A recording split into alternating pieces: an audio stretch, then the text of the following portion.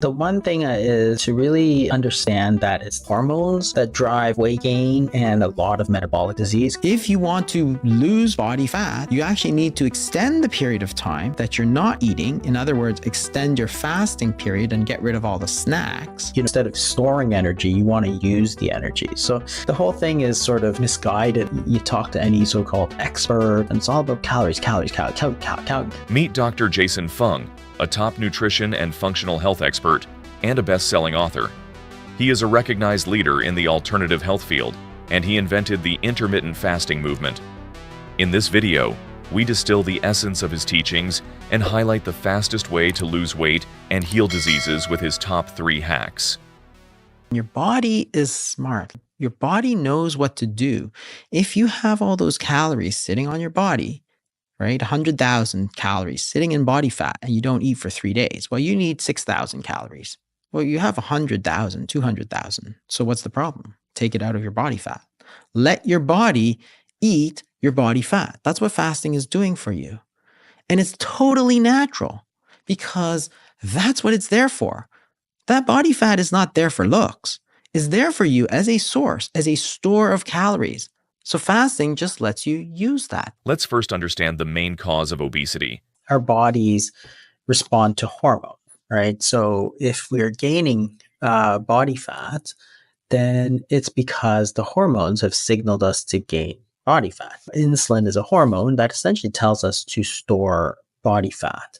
That's sort of its job, right? So when you eat, the hormone insulin is going to rise, and therefore that's a signal for us to store some of it as, body fat, which is essentially a store of calories. So when insulin goes up, you simply tell your body that you want to take the calories that you're eating right now, and you want to store some of it away for future use, which is smart, right?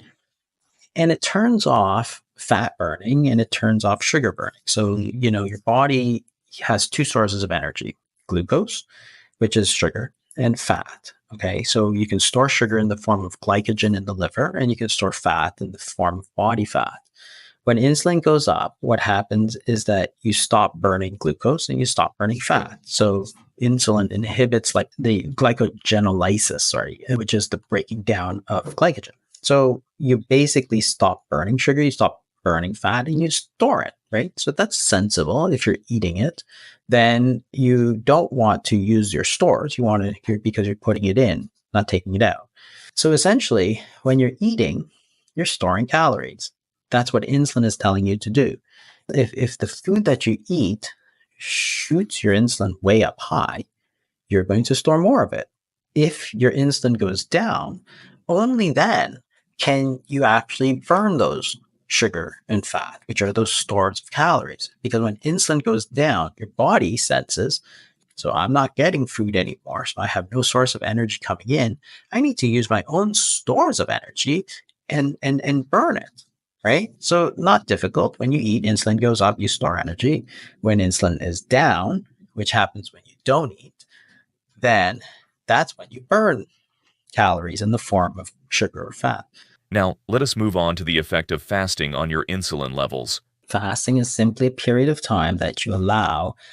When you set aside a period of time not eating, you're going to allow your insulin levels to fall, right? And that's the whole problem when you eat all the time, is that you're not allowing your insulin levels to fall. And so only when you allow those insulin levels to fall, that you now signal to your body to start pulling those calories back out of storage. Physiologically, you simply cannot lose body fat when your insulin levels are high and you're eating. You can't, because your body is getting the instructions to store calories, not burn calories. So essentially, if the only time that you can actually pull those calories out of storage is to let insulin fall and fasting is probably the most efficient way to get there, then why don't you simply extend the period of time you spend fasting? Next, Dr. Fung explains the impact of processed foods on fasting and your ability to burn body fat.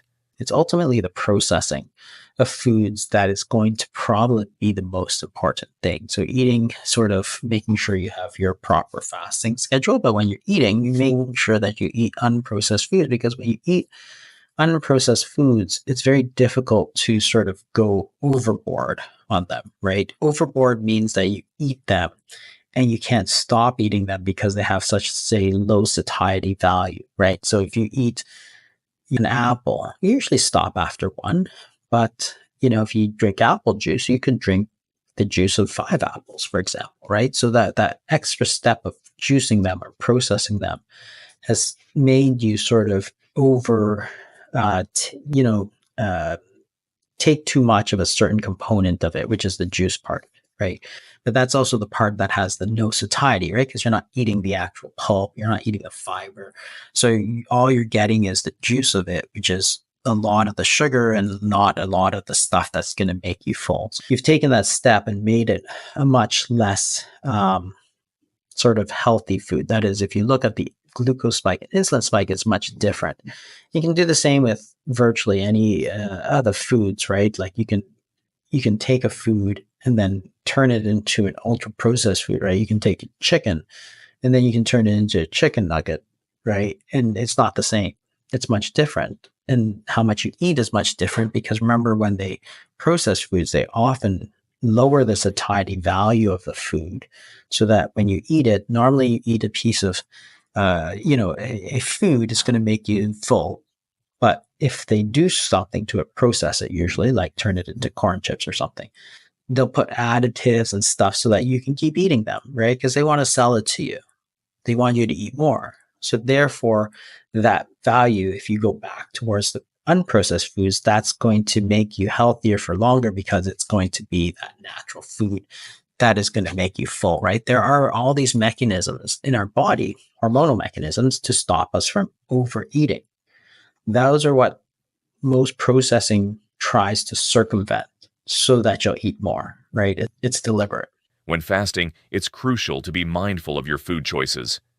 Here are the top 3 hacks Dr. Fung recommends for effective fasting. First, fat fasting. Fat fasting. This is a hack to try and get control of your appetite for people who really struggle with hunger or with cravings. And the idea is to allow a period of very high fat foods. By doing this allows the body to transition into burning fat for fuel, which then makes it easy when you're trying to not eat or fast for longer periods of time, where you're going to try and rely on your stores of body fat. Because whether the body is burning dietary fat or body fat, it's the same process. If you're coming off a period of high carbs and high sugar, like the holidays, for example, or you're having extreme stress, extreme hunger, extreme cravings, you can allow your period of fat fasting before getting into a period of restricted eating.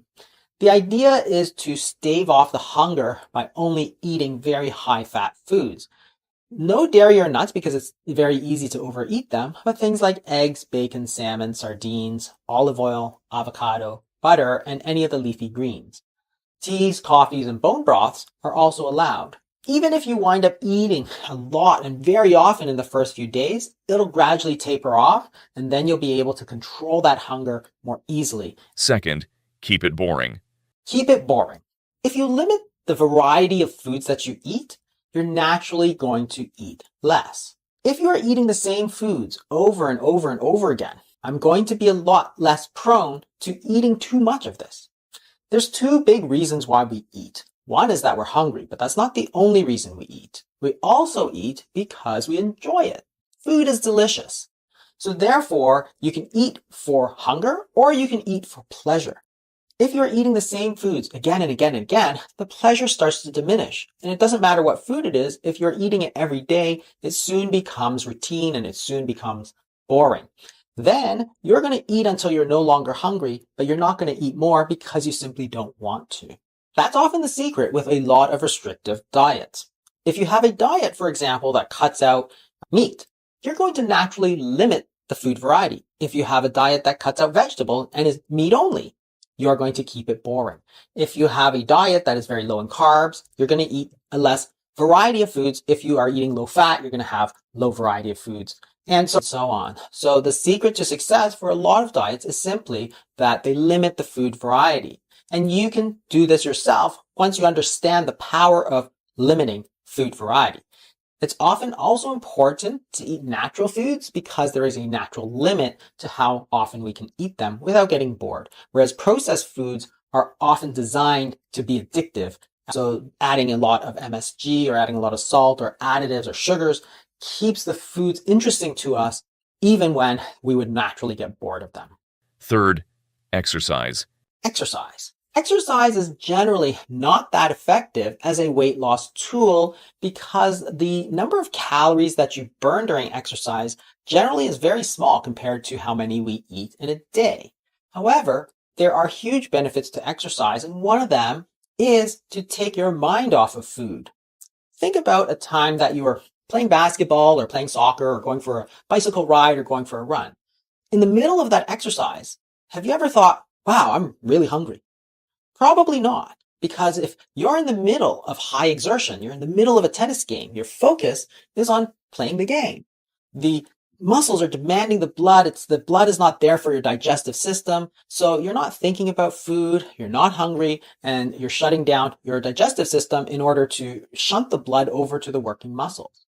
So it's a great way if you have trouble keeping your mind off of the food to do some form of exercise.